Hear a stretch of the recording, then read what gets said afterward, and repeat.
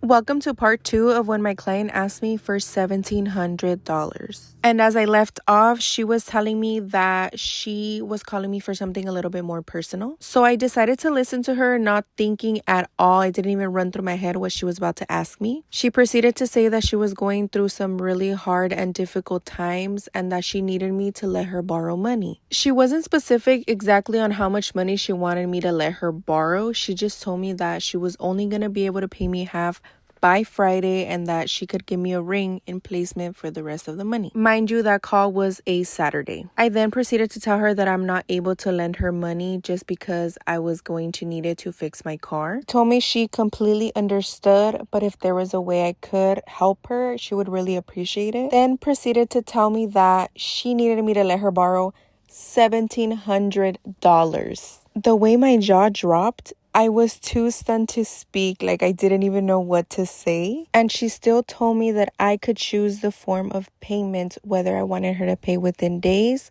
a week, or months. So again, I politely told her that I was not going to lend her any money, and she told me it was fine, and she hung up.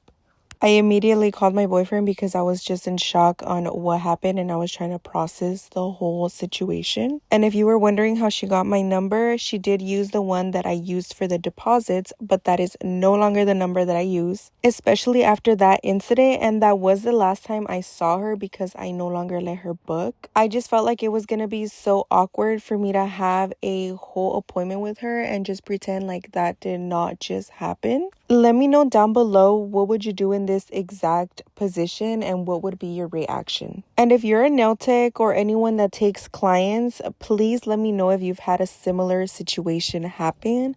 But thank you so much for hearing my story time of when my client asked me for $1,700.